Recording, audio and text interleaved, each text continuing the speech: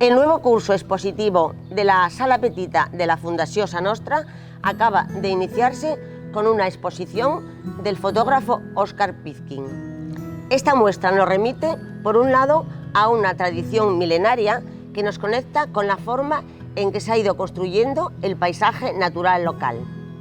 Por otro, con la pervivencia de la dieta mediterránea, de la que el olivo es elemento esencial. En su recorrido por este paisaje, la mirada del fotógrafo se ha posado en este árbol tan ligado a la historia de Mallorca y que ha inspirado a artistas y escritores. Porque es fuente de vida, pero también porque la naturaleza le ha dotado de gran plasticidad. Igualmente porque conecta con aspectos culturales. En el pasado fue considerado un árbol sagrado y una rama de olivo es símbolo de paz. En la isla hay plantados más de 800.000 olivos y los que pueblan la Serra de Tramuntana son centenarios. Ha sido precisamente sobre estos últimos sobre los que Pizquín ha enfocado el objetivo de su cámara. El resultado es un conjunto de imágenes variadas.